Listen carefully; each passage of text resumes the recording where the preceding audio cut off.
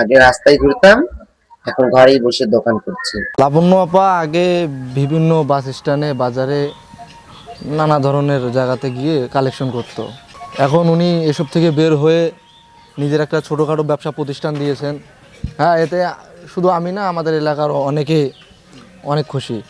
আমরা চাই যে ওনার মতো এরকম যারা তৃতীয় লিঙ্গে যারা জনগোষ্ঠী আছে, ওনার মতো সবাই এরকম চিন্তাভাবনা রেখে এরকম পরিবর্তন হওয়ার চেষ্টা করুক।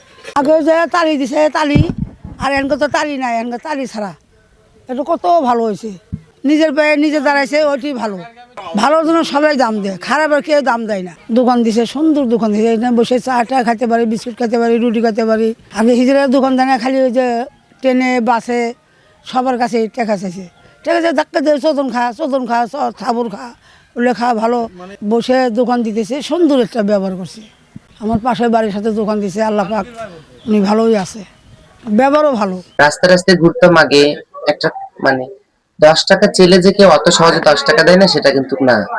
কারোর কাছে 10 টাকা চেতে গেলে না, কেউ আছে ভালোভাবে বলবা ভালোভাবে দিবে, কেউ আছে ভালোভাবে বললে একটু টেরা ভাবে দিবে, আবার কেউ আছে দেবে না কিন্তু কিছু টেরা কথা শোনাবে। আস্তে আস্তে এমন করে ঘুরতে ঘুরতে না নিজের ভিতরে একটা ত্যাগ এসে গিয়েছে, যার কত যাবে মানুষের কাছে, মানুষ তো ওই হিসেবে আমাদেরকে দাম দেয় না। কিন্তু আমি তো আমার জীবনটাকে স্বাভাবিক করে নিয়ে বাঁচতে চাই। আমি ঘুরতে ঘুরতে একদিন সমাজসেবা থেকে একটা ট্রেনিং আসলো, ট্রেনিংটার মধ্যে গেলাম মিটিং এ। তো মিটিং শেষে একটা খবর পেলাম যে কোন হিজড়া যদি বিদেশে যদি কর্মমুখী হতে চায় তাহলে তার জন্য 50,000 টাকা করে অনুদান আছে। শুনে যাক আমার অনেক ভালো লাগলো, অনেক খুশি হলাম। কারণ কালেকশন করে যেটা কালেকশন করতাম সেটা নিজে খাবো না ঘর ভাড়া দিব না ফ্যামিলি কাউকে দিব না, মানে কিভাবে চলবো ওটা তো কোনো ইয়ে ছিল না। যেটা আনতাম কামাই করে ওটা ঘরে ঢুকতে ঢুকতে শেষ হয়ে যেত, কারণ সেরকম মহাভারত কোনো কিছু ছিল না আমাদের কামাই। ওখান থেকে ওই কথাটা শোনার পর ভালো লাগলো, পরে আমি সমাজ সেবাতে দৌড়াদৌড়ি শুরু করলাম। সমাজ সেবাতে বিগত 2 বছর 2.5 বছর দৌড়াদৌড়ি করার পর আমাকে টাকাটা তারা দিয়েছে। ওটা ওনারা আমাকেই নিয়েছিল পরীক্ষামূলক, তবে আমি এটাও বলছি যে পরীক্ষামূলক নিয়েছিল কোনো সমস্যা নেই, কিন্তু তারপর আমি চাই, আমি নিজের পায়ে দাঁড়াতে চাই, আমি কর্ম করে খেতে চাই।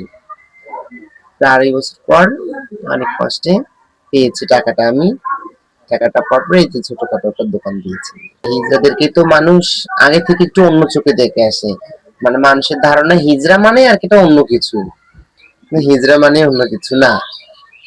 আর আগে যেরকম আমি কর্ম করে খেতাম তখন মানুষ আমাদেরকে দেখতো, মজা নিত, হাসতো।